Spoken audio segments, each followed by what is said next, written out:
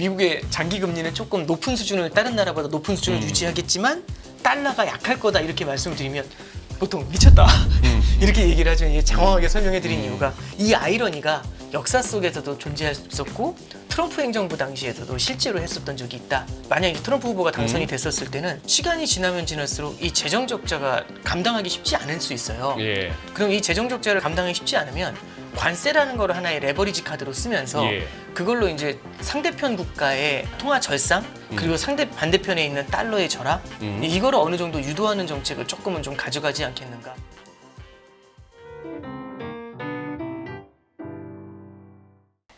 신한 자 새롭게 또 소개드립니다. 프리미어 패스파인더 단장이신 오건영 단장님 모셨습니다. 안녕하세요. 예, 오 단장님. 네. 이거 오건영 팀장, 오건영 부부장만 입에 붙어 있다가 이제 오건영 단장님이시네. 저도 어색합니다. 이게 보자, PATH죠. 예, 그렇습니다. 이제 길잡이, 길잡이, 예, 길찾기, 뭐 길잡이 이런 거. 투자 예, 예. 쪽에서의 길을 찾아가는. 네, 그렇습니다. 저희 이제 신한 프리미어라고요. 이제 네. 저기 은행하고 증권하고 공동으로 이제 자산관리 브랜드를 출범을 했는데, 은행과 증권이. 예, 그렇습니다. 이제 네. 거기에 이제 길잡이 역할을 하는 전문가 그룹이 있거든요. 네. 거기서 제가 그냥 총무를 맡았다 이렇게 생각하시면 될 것 같습니다. 이제 좀 이렇게 단장이라고 이렇게 좀 멋있게 주셨는데 사실 네. 뭐 총무다 이제 이렇게 보시면 될 것 같습니다. 아, 그래요. 오늘 뭐야 또 부부장보다 단장이 더 좋은 건가? 평소보다 더 깔끔해지셨네. 아, 그렇습니까? 감사합니다. 예, 예. 오 단장님의 또 인사이트와 그런 예지력이 좀 돋보였으면 싶습니다. 예, 열심히 예. 노력하겠습니다. 이거 한번 여쭤볼게요. 네, 아니 지금 네. 한동안 이제 트럼프 트레이드란 얘기가 많이 네네. 나돌았어요, 그죠? 네네. 나돌다가 지금 이제 이번 주 들어서는 이제 특히 M7이 아주 뭐 흔들렸죠. 네. 오죽하면 M7의 M이 매그니피센트가 아니고 미즈러블이라며. 아, 네네. 말 잘 만듭니다. 말 잘 만들죠. 지금 최근 일주일 네네. 아니면 요 흔들림 가장 큰 배경을 물어보세요. 일단 저기 이제 결국엔 트럼프 트레이드다라는 말씀도 좀 해주시고 이제 해리스가 들어오게 되면서 이 대선 구도가 좀 변경된 거 아니냐 이제 이런 말씀들도 많이 하세요. 일단 잠깐만요, 예. 단장님. 예. 매번 제가 패널분들한테 여쭙는데 하기 좋은 말로 트럼프 트레이드인데 예. 우리 오 단장님 보시기에 트럼프 트레이드는 예. 주식, 채권, 금리, 원자재 예. 뭐 이런 식으로 뭐 가상화폐 이런 식으로 나눴을 때 네. 어떤 것이 트럼프 트레이드예요? 일단 주식에서는요. 빅테크한테는 그렇게 유리하지 않은 게 트럼프 트레이드라고 좀 생각을 하고요. 그리고 두 번째는 금리에는 장기 금리에는 상방 요인이 되고 장기 금리는 예, 올라가는. 예, 단기 금리는 좀 누르는 요인이 되지 않나. 네, 그렇게 보는 게 이제 제 생각이고요. 세 번째는 인플레이션 요인을 좀 갖고 있다라는 게 좀 우리가 좀 봐야 될 시각이고 참 독특하게 그래서 이게 참 제가 간단하게 설명해 드리긴 참 어렵지만 예. 트럼프 트레이드 중에서 이 환율은 사실은 금리를 끌어올리게 되면은 달러가 강해야 되거든요. 그렇죠. 근데 트럼프 트레이드에서는 달러가 약해질 개연성이 좀 있을 것 같아요. 그래서 참 이렇게 좀 아이러니한 방향을 좀 얘기를 해야 될 것 같거든요. 예. 그래서 이제 트럼프 트레이드 하에서는 달러의 약세 요거를 좀 같이 봐야 될 것 같고요.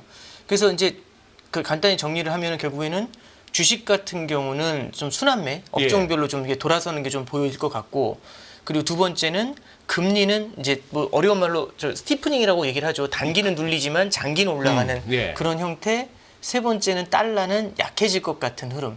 요 정도로 정리를 할 수 있을 것 같습니다. 근데 뭐 이왕 뭐 말씀 나왔으니까 네. 요 트럼프 트레이드부터 좀 간단하게 그러시죠. 설명을 해드리면서 예. 진행을 하는 게 좋을 것 같은데요. 예. 저는 지금 트럼프 트레이딩이 굉장히 강하게 드러났다 이렇게 생각은 하진 않지만 최근까지. 예, 다른 것들이 요인이 좀 있지만 네. 트럼프 트레이딩에서 지금 개인적으로 좀 여러 가지로 좀 생각하고 있는 부분 중에 하나가 핵심은 이거 같습니다. 그냥 딱 한마디로 하면은 말씀드렸던 것처럼 달러의 약세가 트럼프 트레이딩의 핵심이 아닌가 좀 생각을 해요. 이제 소장님께서는 워낙에 이제 오랫동안 보셨으니까 아마 기억을 하시겠지만 이제 보통 일반적인 분들은 예. 미국의 금리가 높은 수준을 유지하면 당연히 예. 달러가 강해야 된다고 생각을 하시잖아요. 예. 근데 이제 참고로 2005년부터 2007년까지는 미국이 금리를 계속 올림에도 불구하고 달러가 계속 빠졌어요. 그때 그렇죠, 원달러 그렇죠. 환율이 900원까지 빠졌거든요. 그때 금융이 예. 금융이 터지기 전에 맞아요. 금융이 터지기 맞아, 전에 맞아. 이제 그게 예. 여러 가지 요인이 있지만 네. 금리가 높아지더라도 미국의 성장보다는 중국의 성장이 보다 강했기 때문에 아시아 이머징 시장의 무한한 성장 가능성을 반영을 하면서 이머징 시장으로의 자금 쏠림이 훨씬 강했거든요. 예. 그때는 사실 누가 미국 투자합니까? 이머징 투자해야지 이런 얘기가 훨씬 강했고 우리는 예. 브릭스 투자가 답이라고 생각했던 시대였습니다. 예. 그래서 이제 그때 당시에는 미국이 금리를 인상함에도 불구하고 달러가 오히려 약해지는 참 이상한 아이러니를 많이 겪었거든요. 그리고 2010년대를 돌아보면은 미국이 금리를 제로까지 낮추고 양적 완으로 달러를 퍼부었음에도 불구하고 달러가 원달러 환율이 세 자리로 내려가 본 적이 단 한 번도 없습니다. 그러네요. 그러니까 참 신기하거든요. 신기하네요. 예, 그러니까 저도 2010년대 이제 마켓을 볼 때 초반에는 저는 이제 2004년부터 이제 사실 소장님께서 막 이렇게 리포트 써주시는 거 그때부터 참 보면서 공부했는데 그 선물에 계실 때 예. 그때 이제 이렇게 짧게 아침마다 써주시는 거 있었지 데일리 않습니까? 올리던가. 예. 근데 그때부터 이제 공부를 했는데 그때부터 공부한 사람은 마켓을 그때부터 본 사람은요. 아기 때 본 거잖아요. 아기라기보다는 이제 처음 들어서 얼마 안 됐을 때 보니까 저는 원달러 환율이 세 자리가 정상인 줄 알았어요. 원래 세 자리인 줄 알았습니다. 그게 되게 익숙해 보였거든요. 네. 근데 2010년대에 들어왔을 때 1,100원에서 잘 안 내려가다가 예. 2014년도 7월에 1,000원을 찍더라고요. 예. 그래서 이게 드디어 이제 세 자리 보나 그랬는데 와 그냥 거기서부터 감아 올려가지고 지금까지 온 겁니다. 그러니까. 그러니까 예. 이제 그때 당시에는 2014년도에는 미국 금리가 제로고 양적 완으로 달러를 퍼붓기 때문에 예. 원달러 환율은 충분히 세 자리를 간다라는 생각을 했는데 그 생각이 거의 틀려왔었던 거죠. 그러니까 참 저한테도 독특했던 기억인 것 같아요. 네. 그리고 우리는 그 기억을 합니다. 2010년대는요. 기본적으로 미국의 성장이 다른 신흥국의 성장을 압도했던 시기죠. 2010년대. 그렇죠. 그러니까 금리보다도 어떤 때는 성장의 요인이 환율에는 더 큰 요인을 작용했을 수도 있거든요. 네. 참고로 말씀드리면 2010년대 들어와서 미국은 셰일 가스를 생산했기 때문에 네. 에너지 사이드에서의 무역 적자를 어느 정도는 좀 반가이 했다니까 느낄 수가 있었지 않습니까? 예, 그렇죠. 2000년대에는 무역 적자가 에너지 사이드에서 되게 크게 나왔었지만 그런 요인들도 달러에는 강세 요인으로 작용을 했다 이제 이렇게 생각이 되는데 결국에는 금리가 높아질 때 2000년대에 금리가 그렇게 높을 때는 달러가 오히려 약했고 예. 2010년대에는 금리가 낮았는데 달러가 강했지 않습니까? 예. 원화 대비로도. 맞아요. 근데 참 이러한 아이러니라는 걸 예. 보면은 우리는 이제 그 앞에 이렇게 밑밥을 까는 이유는 트럼프 트레이딩이 됐을 때도 이제 예. 트럼프 후보가 만약 당선이 된다고 해도 금리가 생각보다 높은 한이 있다. 예를 들어 하이어 for 롱거라는 현실이 된다고 하더라도 달러가 약세로 가는 흐름은 일시적인 약세를 보일 가능성은 있다라는 생각은 좀 합니다. 근데 이제 왜 그런 거 하니 네. 미국은요 그 몇 차례 이제 파울을 한 적이 있는데 미국의 그 파울이라는 건 다른 나라하고 좀 다른 면이 분명히 있는 것 같아요. 그게 뭐냐면 일반적인 국가는 무역 적자나 재정 적자가 심해지면은 우리가 과소비를 했다.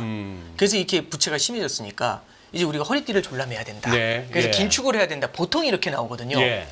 근데 이제 미국이라는 나라는 참 독특했던 것 같아요. 보통 어떻게 하냐면 이렇게 무역 적자나 재정 적자가 굉장히 심해지면 딱 얘기하는 게 그거죠. 누가 우리한테 이렇게 팔았어? 이렇게 얘기하는 거죠. 그러니까 내가 많이 샀어가 아니라 누가 이렇게 팔았어? 이제 이렇게 얘기하는 거죠. 누가 불공정하게 해가지고 우리한테 이렇게 많이 팔았지? 왜 우리가 빚더미에 앉았지? 너! 이렇게 얘기하는 구조거든요. 그러면 그 너가 어디에 해당되냐? 그러면 딱 그거죠. 대미 무역 흑자 순서 가져오라고. 쭉 가져오면 이제 나래비를 세우지 않습니까? 네. 그게 사실은 지금 우리 환율 보고서 같은 거 나오는 거 보면은 맞아요. 트럼프 행정부에서도 뭐 3개 해당되면 뭐 조작국, 뭐 2개 해당되면 관찰 관찰 대상, 뭐 이제 대상. 이런 식으로 예. 이제 하는 예. 것들도 사실은 이제 그런 구조에서 무역 적자, 재정 적자가 심화될 때 나타나는 현상이거든요. 그럼 우리는 일상적으로 얘기할 때 트럼프 행정부 하에서는 과연 재정 적자가 어떻게 될까 이거부터 생각을 많이 하지 않습니까? 네. 일단 감세안을 갖다 그대로 유지를 한다고 하고 되려 감세를 더 낮춰주려고 해요. 그리고 이제 벤스라는 사람이 들어왔지 않습니까? 네, 부통령 네. 후보로. 네.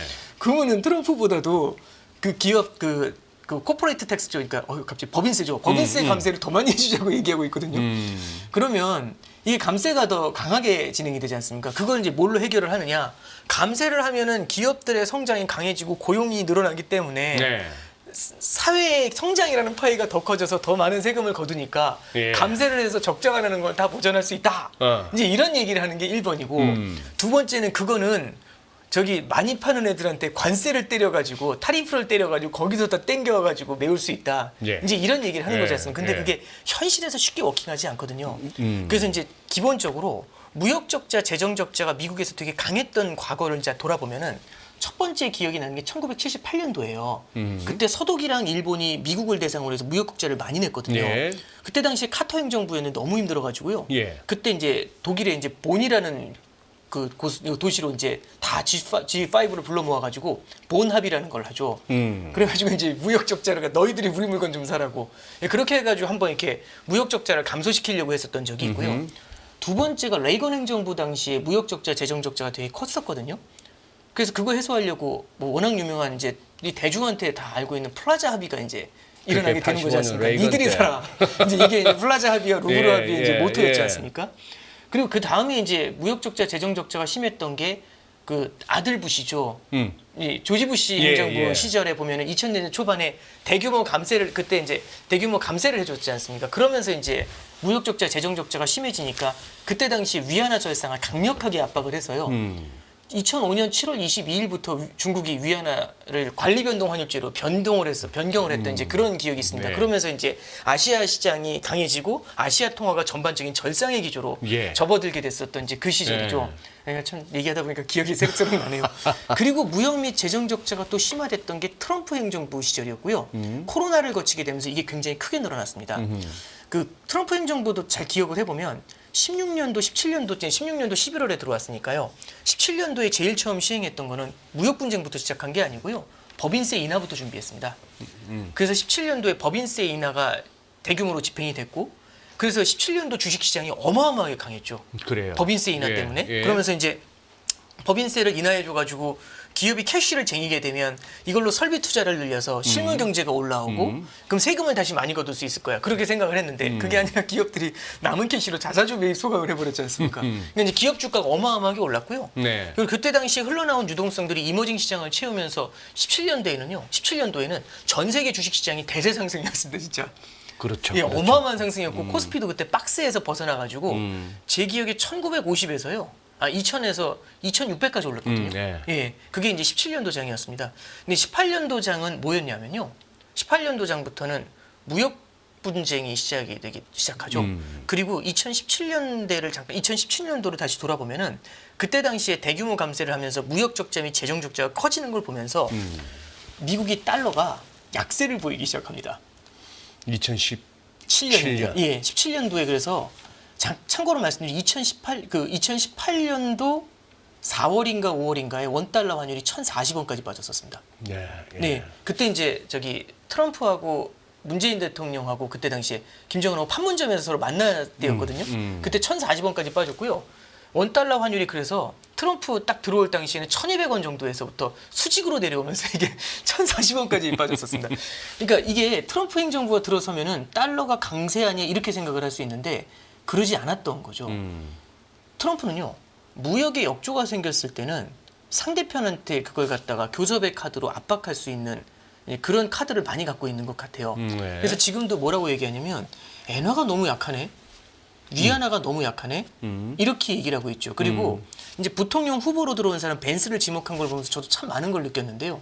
이 벤스가 굉장히 유명한 분이지 않습니까? 이제 그 책에서도 나오고 그리고 이제 이분이 이제 러스트벨트를 대변하는 사람이잖아요. 그렇죠. 예. 러스트벨트가 무너졌던 가장 큰 이유는 다른 나라의 제조업이 살아나게 되면서 미국의 제조업이 희생양이 됐다라는 그런 시나리오가 기본적으로 자리를 잡고 있어요.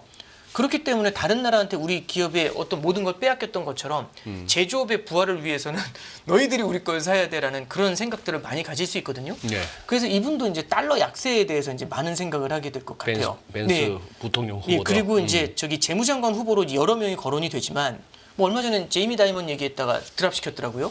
근데 이제 최근에 또 다시 이제 오랫동안 언급됐던 사람이 누구냐면은 라이트 아이저라는 사람이 있죠. 예, 그때 그때 USTR을 했었죠. 그때 당시에는 일기 때는. 일기 때 그거 했었지. 무역 예, 대표부. USTR. 예, 맞아. 거기 예. 있었죠. 이제 그분이 이제 그 양반도 많이 강성인데. 강성이죠. 예. 강성이죠. 예. 예, 그 사람이 이제 얘기하는 게 지금 말도 안 되는 환율이다 이건. 이건 미국한테 너무나 불리한 환경인 것 같고 한 번 체결한 FTA를 영구적으로 유지한다는 생각 자체가 바보 같은 거다. 그럼 이제 우리 트럼프 행정부에서 FTA의 재협상이 일어났었던 적이 있었거든요. 예. FTA도 이 기존에 체결했던 것들도 재협상의 가능성들도 상당히 많이 높이게 되고 이 사람은 결국에는 무역 적자가 보이지 않는 손이 작용을 할 때 만약에 다른 나라에 이상한 손이 들어와가지고 내 보이지 않는 손을 갖다가 흔들어 놓으면 이게 시장 원리가 제대로 작동하는 게 맞냐. 그 다른 나라가 불공정 게임을 하게 됐었을 때는 이건 보이지 않는 손이라 할 수 없다. 그래서 자유무역을 위해서는 실제로 관세가 되게 많이 필요하다. 이제 이런 시각을 갖고 있죠. 그래서 내로남불 하지만 미국도 내로남불의 끝판왕이죠. 네, 그렇죠. 그래서 저거 하면 괜찮고 남이 하면 그 사람이 이제 얘기한 것에 대해서 이제 본인이 직접 그 언급을 하진 않았더라고요. 저도 이제 찾아보니까 이제 대신에 달러의 약세, 다른 나라 통화의 강세를 가져가야 된다는 주장을 하니까 그 이제 신문 기사, 언론에서 좀 자극적으로 플라자 합의 시즌 2 이제 이렇게 나오는 겁니다. 살살. 그래서 플라자 합의 2.0에 대해서 이제 그 가능성을 막 제고를 하니까 압도적인 수준의 달러 약세, 엔화 강세 이제 이런 것들을 이제 사람들이 많이 상상을 하게 됐던 거죠. 근데 이제 그 정도까지는 그래서 본인한테도 라이트와이저 본인한테도 얼마 전에 인터뷰를 하면서 물어봐요. 플라자 합의처럼 그렇게 폭력적인 달러의 약세가 가능하냐 그랬더니 이제 라이트와이저가 딱 한마디로 그때하고는 다르다 상황이. 근데 그때하고는 다르지만 완만한 수준의 달러 약세는 어느 정도는 추진을 하려고 할 것 같아요. 예. 근데 아시겠지만 제 생각에 훨씬 더 잘 아시겠지만 이게 우리는 연준만을 바라보지만 재무장관도 되게 중요하거든요. 그렇죠. 재무장관의 역할 중에는 달러의 가치를 지켜줘야 되는 그 되게 소임도 있습니다. 그래서 일반적으로 재무장관들의 코멘트를 들어오면 달러의 강세를 지지하는 경우가 되게 많아요.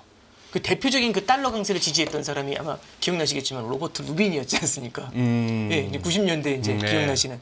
그래서 달러의 강세를 만들어 내려고 노력을 했었고 실제로 95년 이후에는 달러 강세를 실제로 구현을 했었죠. 예. 그러다 이제 부시 행정부 들어오면서 오닐 들어오고 이러다 이제 좀 무너지긴 했었지만 항상 그 레토릭은 그거 아닙니까? We want strong 달러 아닙니까? 그렇죠. 예, 무조건 스트롱 달러를 원한다는 거죠. 예. 근데 정말 거의 드문 케이스인데 드문 케이스로 재무장관이 달러 약세가 좋다라고 얘기하는 적이 있었어요. 누구였더라?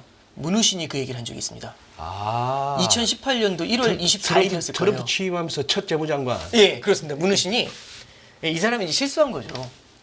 그 다보스 포럼이라고 있거든요. 네, 1월 예, 말에 하는 거. 예. 그 스위스 다보스에서 이제 하는 포럼인데 그 스위스 다보스 포럼에 갔을 때 각국 중앙은행 총재들 다 모여 있는 데서 다른 나라 재무장관 다 모여 있고 거기서 미국은 지금 달러 약세를 즐기고 있다 이런 얘기를 해요. 그래서 이제 그때 당시 이제 드라기 총재였죠 22에 네. 이거 국제협정 위반이다. 이게 말이 되냐? 그리고 그때 당시에 달러 인덱스가 88까지 빠졌었습니다. 네. 그래서 그 다음 날 트럼프가 직접 등판해가지고 그거 잘못된 얘기라고 우리 달러 강세를 원한다고 이렇게 수습은 들어갔지만 그 다음 날 기사에 월스트리트 저널에서 뭐라고 나오냐면 문우 씨는 달러 약세를 원하고 트럼프는 달러 강세를 원한다지만 내심은 들켰다. 달러 약세를 원한다. 미국은. 이제 이 얘기가 나오게 되죠. 참고로 이런 그림인 것 같아요. 결국에 2010년대를 관통하는 흐름 중에 가장 큰 거는 그러니까 미국의 성장이 압도적인 거였지 않습니까? 그러면 전 세계에 있는 수출을 받아줄 수 있는 유일한 소비 그게 미국이거든요. 예. 그럼 달러가 강해지면서 전 세계를 하드캐리 해주면 되는데 네. 트럼프 행정부에서 얘기하는 게 우리 무역 적자, 재정 적자가 너무 심하니까 이제 니들이 좀 사. 이러면 전 세계에서 유일한 수요 국가가 니들이 사 이러면서 수요를 줄이겠다는 얘기가 되는 거잖아요. 미국발 수요는 줄이겠다. 그렇죠. 참고로 17년도에 기준금리 3번 인상했고 18년도에 기준금리 4번 인상했습니다. 미국에서. 그럼 기준금리 인상을 하면서 수요를 줄이지 않습니까? 그러면서 달러 약세를 가져가면서 다른 나라한테 수요를 가져가라고 해버리니까 다른 나라가 그 물건을 살 능력이 안 되면 전 세계적으로 파는 나라는 많지만 사는 나라가 없어지니까요. 그러면은 결국에는 수요의 공백이 생기고 그러면은 제품의 가격이 떨어지고 기업의 마진이 줄어드니까 주식시장이 굉장히 세게 얻어맞았던 거죠.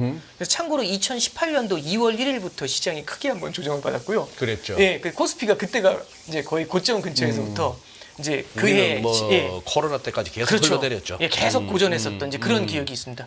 예, 그래서 이제 좀 장황하게 말씀을 드렸지만 트럼프 행정부 하에서 지금 이제 만약 이제 트럼프 후보가 당선이 됐었을 때는 단기적으로 초반부터 그렇게 나가지는 않겠지만은 시간이 지나면 지날수록 이 재정 적자가 감당하기 쉽지 않을 수 있어요. 예. 그럼 이 재정 적자를 감당하기 쉽지 않으면 관세라는 거를 하나의 레버리지 카드로 쓰면서 예. 그걸로 이제 상대편 국가의 통화 절상 그리고 반대편에 있는 달러의 절하 이거를 어느 정도 유도하는 정책을 조금은 좀 가져가지 않겠는가 그런 생각은 좀 해보게 됩니다. 그래서 달러가 조금 약세가 될 수 있다라는 말씀을 그래서 이제 보통 이제 앞서 말씀드린 것처럼 미국의 장기 금리는 조금 높은 수준을 다른 나라보다 높은 수준을 유지하겠지만 달러가 약할 거다 이렇게 말씀을 드리면 보통 미쳤다 이렇게 얘기를 하죠. 이게 장황하게 설명해 드린 이유가 이 아이러니가 역사 속에서도 존재했었고 트럼프 행정부 당시에도 실제로 했었던 적이 있다라는 점을 한번 강조해서 말씀드려봤습니다. 네. 그래요. 지금도 그러면은 저기 자 이제 살짝 이번에 M7 기술주들이 이제 네. 휘청 한번 하고 나니까 이제 여러 가지 의문이 듭니다. 네. 지금까지의 시장이 공식처럼 했던 걸로 보면은 네네. 미국채 수익률 특히 네. 10년물 기준으로 해서 국채 금리 오를 때는 주식 빠지고 그랬잖아요. 네네. 그게 앞으로도 유효하다고 보세요? 그러니까 이게 음. 국채 금리를 좀 이게 분해를 해볼 필요가 있지 않습니까? 예. 금리는 물가를 포함하는 경우도 있고요. 물가하고요. 그 다음에 성장도 포함을 하고요. 또 하나는 기간 프리미엄이라는 걸 포함을 합니다. 프리미엄. 네. 그럼 이제 이걸 갖다 다 좀 합쳐서 하나하나 설명을 해드리면 예를 들어서 소비자 물가 지수가 안정돼서 나왔다. 그럼 이제 이거는 금리의 하락 요인이지 않습니까? 그렇죠. 그런데 예를 들어서 성장률이 되게 세게 나왔다. 이러면 이제 두 개가 상쇄가 돼버리지 않습니까? 그렇죠? 다시. 네, 근데 예를 들어서 이제 물가는 안정이 됐는데 네. 성장률이 너무 세게 나왔다. 예. 이러면 이제 성장률이 세게 나오면 올라야 되지만 금리가 올라야 되지만 물가가 안정이 되니까 내려가지 않습니까? 두 개가 합치면 오케이. 그냥 예. 플랫이 돼버리는 하나는 위로 구조가 당기고 생기죠. 하나는 밑으로 잡아 네, 당기고. 그렇죠. 예. 오케이. 예, 그리고 이제 예를 들어서 미국의 국채 발행이 크게 늘어났다. 그리고 내지는 미국의 저기 재정 적자가 너무 심해져서 국채 발행이 더 늘어날 것 같은 두려움이 생긴다. 이런 거는 금리의 상방 요인이 될 수가 그거는 있거든요. 충분히 뭐 수급 예. 요인으로 예, 그래서 국채 가격이 예. 싸져야 되니까. 네, 그렇죠. 그러니까 이제 이런 여러 가지 요인이 있는데 예를 들어서 오늘 시장에서 이런 뉴스가 나온 겁니다. 성장이 둔화가 됐다. 미국의 미국의 경기 침체 우려가 커진다. 뭐 요즘 샤메 법칙 이런 얘기가 나오지 않습니까? 샤메 법칙을 봤었을 때도 성장률 둔화에 대한 공포가 커지고 있다. 지금의 고금리를 미국은 받아들일 수가 없다. 그래서 각종 제조업 심리 지표가 얼어붙고 있다. 딱 이러면 이거는 금리의 하락 요인이잖아요. 그렇죠. 그러면 잠깐 정리해 보면은 예. 물가가 안정이 되면서 금리가 하락하는 건 시장엔 좋은 거죠. 그렇죠. 근데 성장이 둔화되면서 금리가 내려가는 건 그거는 반갑지 않죠. 반갑지 않은 얘기. 왜냐하면 예를 들어서 멀티플을 끌어올릴 수 있지만 밸류에이션을 끌어올릴 수는 있지만 밸류에이션은 끌어올릴 수 EPS를 있지만. 잡아내리는 요인이 될 수가 있지 어허. 않습니까? 그래서 최근에 금리가 내려온 걸 보면은요.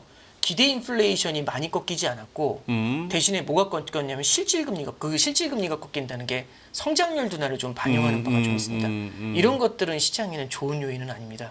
그래서 이제 우리가 그냥 금리가 올라가면 주가 빠지고 금리가 내려오면 주가 오르고 왜냐하면 그때는 물가만을 시장이 봤던 거거든요. 물가만 볼 예, 때. 왜냐하면 성장은 탄탄하다는 건 오케이, 상수니까요. 오케이. 근데 지금은 성장이 흔들리는 걸 보니까 성장이 흔들리는 것에 대한 두려움을 바라보면서 성장이 흔들리는 것 때문에 금리가 하락하기 시작을 하면은 이거는 주식시장에도 악영향을 줄 수가 있거든요. 이게 이제 하나의 되게 큰 변수가 될 수 있고요. 네. 두 번째로 좀 말씀드리고 싶은 건 어허.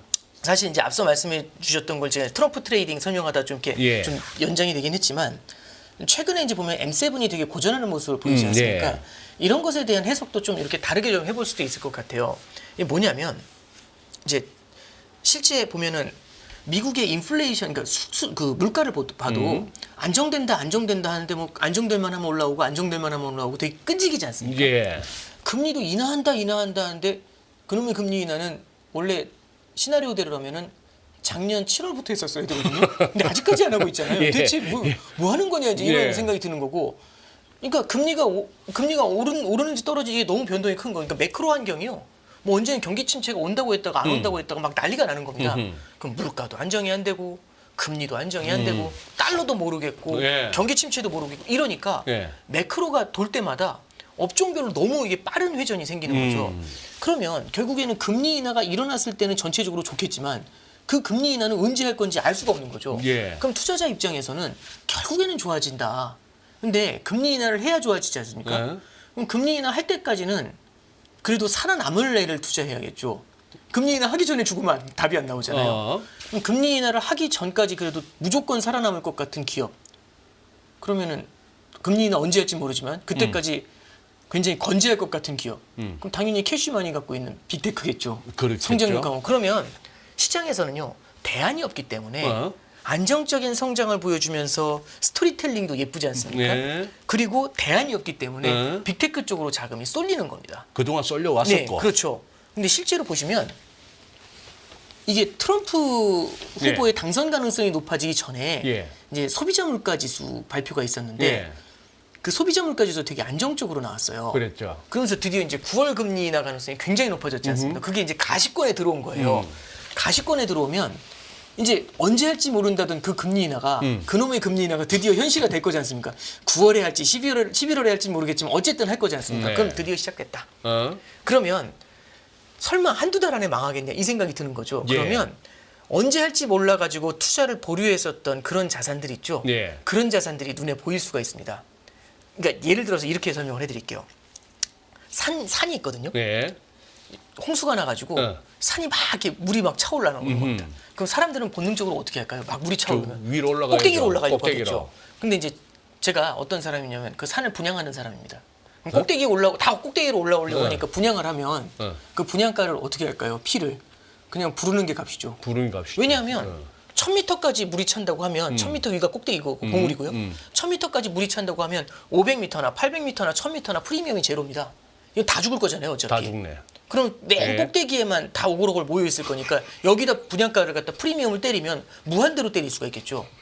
그럼 와 이거는 답이 없다. 이거는 무조건 산다 이건데 보니까 이제 소장님께서 네. 이 홍수 전문가세요. 근데 보니까 올라오는 속도가 현저히 줄어드는 거예요. 물이 수위가 올라오는 속도가. 그래서 보니까 딱 말씀하신 거죠. 잠깐만.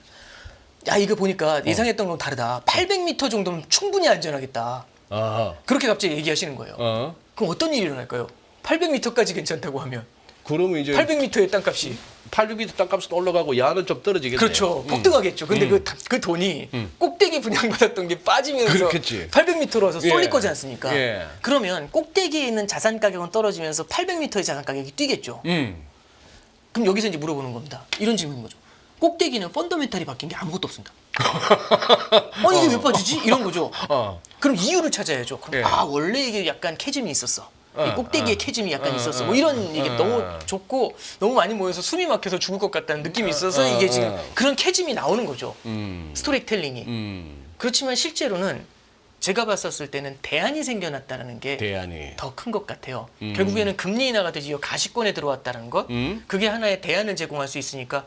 그래서 이제 보시면은 중소형주가 되게 러셀 같은 경우나 다우 같은 경우가 또 한번 퍼포먼스를 내주면서 M7이 한번 흔들리지 않습니까? 결국에는요. 그놈의 금리 인하는 도대체 언제 와? 그거 오기 전에 죽겠네. 이런 생각을 하면서 투자하지 못했었던 그런 자산들 쪽으로 쏠려있던 자금이 빠져나가는 거죠. 그래서 저는 M7 자체가 너무 이상해졌어요. 사실 이번에 알파벳 실적을 봤을 때 저는 좀 그 알파벳 실적을 보면서 이제 무슨 생각을 했냐면 만약에 주가가 3% 4% 올랐다면 이건 다 이 실적표를 보면서 예찬을 했을 것이다 이 생각을 했거든요. 근데 똑같은 실적에 대해서 주가가 빠지니까 이건 안 좋은 거였어. 이제 이렇게 해석을 하는 거지 않습니까? 네. 네, 그걸 보면서 이제 약간은 좀 이건 스토리텔링, 레토릭 같은 케이스가 좀 많은 것 같고요. 말씀드렸던 것처럼 매크로 환경이 이제 결국에는 금리가 내려간다는 쪽에서 어느 정도의 좀 무게를 실게 되니까 그 꼭대기에서 800m로 내려오는 느낌? 예, 그런 것들이 좀 자산 시장에 좀 작용을 했던 거 아니겠는가? 예, 그거 하나를 좀 말씀드릴 수 있을 것 같습니다. 어제 말고 그저께. 네. 어제 말고 그저께 소위 말하는 강력한 스티프닝이 일어난 날인데 아, 네네. 그날 두 개가 있었잖아요. 네. 윌리엄 더들리가 네. 아. 벌룬복에 칼럼을 써가지고 나 마음 바꿨거든. 아, 예. 당장 이번 7월 FMC에서 금리 낮춰야 돼. 아, 네. 해가지고 이제 단기 금리가 훅 떨어져 버렸어요. 아, 네. 그런데 그날 또 레리 서머스가 또 블룸버그 인터뷰 나와가지고 네. 트럼프 재집권하면은 예. 미국 완전 리즈 트러스 그 한 보름 정도 했나요? 영국 총리. 네. 리즈토러스 모먼트. 리즈 트러스 모먼트가 와. 예. 미국도 뭐 저기 재정 아작 나고 국채 금리 막 팍팍 뛰고 난리 날까 하니까 또 10년 30년이 확 올라가. 아, 예. 이게 그저께 있었던 일인데. 네네. 아이씨 저 천에 윌리엄 더들리가 어제 또 뻘쭘해졌잖아요. 무엇이 2분기 GDP가 전분기 1.4에서 2.8로 딱 올라가 버리대. 아, 예. 아, 일단 시장 예상보다 높고. 그러니까 더들리나 서머스나 엘 에리언이나 이런 분들은 저도 계속 모니터링하는 분들이거든요. 그 참고로 말씀드리면 잘 맞추냐? 맞출 때도 있고 못 맞추실 때도 있고요. 참고로 더들리 같은 경우는 이제 23년도에 경기 침체는 필연이다. 서머스도 마찬가지였고 엘 에리온도 비슷했고 이제 그런 지금의 시장의 구루들도 그러니까 하이어 폴 롱거를 맞추신 분들도 다 23년도에는 경기 침체는 필연이다라는 얘기를 되게 많이 했었거든요. 작년에 반도체 팔고 2차 전지 사라 했던 사람도 지금도 아주 여기저기서 막 불려다니갖고 아주 뭐 행사하고 있어요. 그게 괜찮아. 맞고 틀리고는. 예. 그러니까 그냥 인기만 있으면 돼. 그렇죠. 예. 그러니까 근데 다만 그분들이 갖고 있는 로직은 정말 저는 되게 우리가 고민을 많이 해봐야 된다고 보거든요. 예. 너들리의 코멘트도 봤고요. 그 다음에 이제 서머스의 코멘트도 봤는데 일단 서머스의 코멘트는 네. 기자 그 이제 앵커가 이렇게 물어보더라고요. 딱 처음에 시작할 때 네. 너들리가 돌아섰다. 경기 침체가 오니까 7월이라도 금리 인하해야 된다는데 당신은 어떻게 생각해요? 그러니까 저는 그렇게 생각하지 않습니다. 이렇게 하면서 시작을 해요. 서머스는? 네, 서머스는 그렇게는 그거는 동의하지 않는다라고 얘기를 하고요. 그다음에 이제 더들리 같은 경우는 지금 심리 지표가 꺾이는 걸 보면은 사실은 제일 먼저 그걸 꺾은 게 엘 에리온이에요. 엘 에리온은 금리 인하 쉽지 않다, 조심해야 된다, 인플레이션 굉장히 스티키하다 이렇게 얘기하다가 제 기억에 6월인가 5월부터 꺾었어요. 5월부터 꺾어가지고 뭐라고 했냐면 6월달 금리 인하도 필요하다. 이거 정말 빨리 해야 돼. 이 얘기했고요. 그거보다 더 먼저 꺾은 사람이 있습니다. 누구? 블라드라는 사람이 있어요. 맞아. 예. 블라드 형이. 예. 이게 지금 소장님 나오시니까 이게 진행하시니까 자꾸 이렇게 이 대중적으로 별로 인기 없는 얘기를 자꾸 하게 되는데 이제 저는 이제 그런 분들 코멘트들 계속 보니까요. 예. 블라드가 뭐라고 했냐면 올해 2월달에 나와가지고 지금 금리 인하를 해야 된다. 근데 이 사람은 고금리를 주장하는 사람인데 금리 인하 하자고 하거든요. 예, 그럼 이제 여기 앞뒤가 안 맞지 않습니까? 예. 고금리를 주장하는 사람이 예. 왜 매파가 금리 인하를 왜 하자고 하지? 블라드 얘기는 이거예요.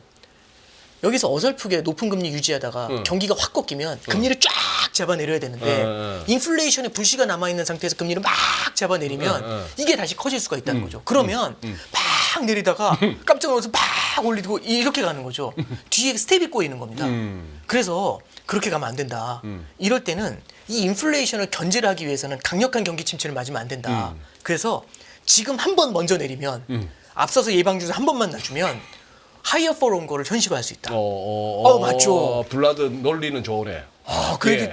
LL이언도 그렇고 다른 사람들 예. 비슷한 논리예요. 예. 더들리도 비슷한 논리예요. 결국은. 그러니까 이 사람들이 뭐냐면 이제 결국에는 이게 인플레이션이 시크하니까 무조건 금리를 높여야 돼. 그게 아니라 유연한 거죠. 여기서 앞서서 먼저 한 방 놔주면 하이어 폴 온 거를 오래 유지하면서 그러니까 뭐 지금 5.25에서 5.5지 않습니까 금리가? 그러면 예를 들어 두 번 낮추죠. 그럼 4.75에서 옵니다. 고금리인가요, 저금리인가요? 4.75에서 오면 너무 낮나요? 저는 그렇게는 안 느껴지는데요.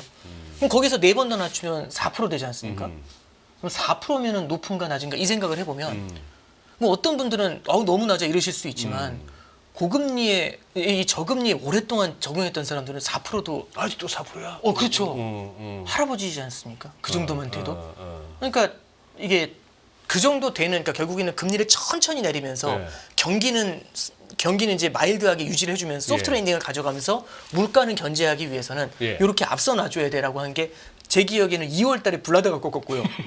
그래서 저기 뭐죠 그 퍼듀 대학교 총장 하시다가 갑자기 등장하셔가지고 금리 인하해야 돼 3월에 막 이러면서 등장하셨거든요. 네. 안 하더라도 5월에는 해야 돼 이러면서 등장하셨는데 이분 왜 이러셔 이러는데 이제 그 로직을 보니까 이 사람은 천재다 진짜. 참 그 마인드는 맞는 것 같아요. 그리고 이제 5월인가 6월부터 엘 에리언이 꺾었고 그 다음에 이제 요번에 더들리가 꺾은 겁니다. 근데 저는 개인적으로 저도 이제 지표를 보면 예. 실물 경기 지표가요. 생각보다 빠르게 꺾일 수 있다라는 생각은 좀 듭니다. 예. 그래서 여기서 굉장히 고집스럽게 버티다가는 되게 큰 침체를 맞을 수도 있거든요. 예, 그래서 이제 연준 입장에서도 이 부분을 굉장히 많이 고민을 하게 될 거예요. 그래서 참고로 5월 달에는 QT라고 해서 양적 긴축의 비중을 줄였잖아요. 예. 600억 달러에서 250억 달러로. 실물 경제가 둔화되는 상태에서 만약에 은행의 지급준 비율까지 떨어지면서 채권 시장의 변동성을 높이게 되면 유동성 시장의 변동성까지 높이게 되면 갑자기 확 주저앉을 수가 있습니다. 예. 그러니까 결국에는 거기서부터 이제 뭐라고 해야 되죠? 이제 마일드하게 조금씩 조정하는 거죠. 그런 관점에서 본다면은 이제 매파들이 금리를 9월 정도에는 인하를 해도 된다라고 얘기하는 이유가 저도 상당 부분 공감이 가는 부분이 좀 있습니다. 그래서 지금 인하해야 덜 인하한다. 예, 그 얘기가 되는 거죠. 그러니까 2보 전진을 위해서는 1보 후퇴하는 것이다. 예, 이런 논리로 이제 해석을 하시면 될 것 같고요. 너들리는 근데 참고로 이번 달부터 금리를 인하해야 되지만 사실 이번 달에는 인하하기는 쉽진 않다라고 얘기하고 9월 달 인하하고 여러 차례 인하를 해야 될 것 같다라는 주장을 하고 있고요. 서머스 같은 경우는 앞서 말씀해 주셨던 것처럼 리즈 트러스 모먼트라는 얘기를 썼잖아요. 재정 적자가 굉장히 크게 늘어나게 됐었을 때는 설령 금리 인하를 하더라도 재정 적자 때문에 굉장히 이 금리가 높은 수준을 유지하게 되고 재정 적자가 증가한다는 건 달러 약세 요인이자 인플레이션을 부각시키는 요인이 됩니다. 예, 그러면은 인플레이션이 다시 강해질 수가 있는데 그런 데다 대고서 금리 인하를 마구 때리면 이건 오히려 더 큰 문제를 만들 수 있지 않아? 이제 이런 뉘앙스로 이제 굉장히 짧은 인터뷰였는데 예, 그렇게 얘기를 했었죠. 더들리도 그렇고 윌리엄 더들리도 그렇고 레리 서머스도 그렇고 골수 민주당원이에요. 네. 그러면 서머스 교수가 인터뷰를 하면서 예. 이해는 해요. 네. 트럼프 2기가 시작하면은 리즈 트러스 모먼트가 올 수가 있다. 즉 네. 미국도 재정 때문에 위험해질 수 있다. 예. 그래서 무슨 대안을 제시했습니까? 아니면은 이렇게 인터뷰를 보고 있는 사람들 입장에서 서머스가 저렇게 얘기하는 거 보니까 아 트럼프 찍으면 안 되겠다 하는 그런 분위기를 만들자고 한 것 같아요. 어느 쪽이에요? 저 이제 뭐 이분이 그러니까 저기 옛날에 클린턴 행정부 때 재무장관을 클린턴 때 했었거든요. 재무장관이었죠. 예. 근데 이제 민주당 성향인 건 맞는데 여기서 뭐 이제 트럼프를 저격한 건 맞아요. 근데 여기에 대해서 뭐 대안을 얘기하거나 그런 건 아니었고요. 이제 트럼프가 얘기하고 있는 안 자체가 요번에 인터뷰도 그렇지만 기존의 인터뷰까지 합쳐보면은 안 자체가 굉장히 리스키하다. 그 얘기를 하고 싶었어요. 예, 그런 얘기를 하는 거지 여기에 대해서 대안을 주거나 그러지는 않았습니다. 네. 그리고 이제 참고로 말씀드리면 트럼프가 예를 들어 트럼프 후보가 뭐 대통령이 되면 무조건 이제 돈을 퍼내면서 어마어마한 재정 적자를 만들 것이다든지 이렇게 얘기하고 있잖아요. 재정 적자는 트럼프의 지출 때문에 나오는 것보다는 오히려 이제 이자가 재정 적자의 비중이 너무 커져 있으니까 이 이자의 지급이 커지면서 나타나는 문제는 분명히 생기게 되거든요. 예. 그래서 이제 이 눈덩이처럼 불어나는 게 기존에 쌓아왔었던 재정 적자가 막 이렇게 불어나면서 나타나는 문제가 될 거고요. 트럼프 후보가 대통령이 되더라도 재정 적자가 그렇게 심하잖아요. 16년도에는 오바마 행정부 때 재정 적자 많이 줄여놨었습니다. 금융위기 때 재정 적자 심했거든요. 오바마가 이제 2번 연임을 하면서 그때 재정 적자 꽤 많이 줄였습니다. 균형 재정까지는 아니었지만 거의 근접하게 줄여놨거든요. 그러니까 트럼프 행정부가 들어왔었을 때 17년도에는 과감하게 감세를 때릴 수가 있었어요. 근데 지금은 재정 적자가 저렇게 심하잖아요. 감세를 하더라도 그러니까 트럼프도 그래서 얘기하는 게 감세를 하더라도 지금 법인세 21%거든요. 일단은 단계적으로 20%부터 가고 그 다음에 이제 목표로 하는 15%는 천천히 내려가야 된다 이렇게 얘기하고 있는 거죠. 반대로 이제 그 부통령 후보인 벤스는 바로 15%로 가야 된다고 하는데 트럼프 이제 후보가 만약 대통령이 돼도 결국에는 국간을 보면서 움직이겠죠. 대안을 준비를 하면서 움직이겠죠. 그리고 관세를 세게 때린다고 해서 무역 적자를 해소할 수 있는 방법을 찾아놓고 움직이겠죠. 그렇게 막 막무가내로 하지는 않을 것 같습니다. 오케이. 물론 제가 그분 뭐 지지하거나 이런 건 아니지만, 예. 네네. 그래요.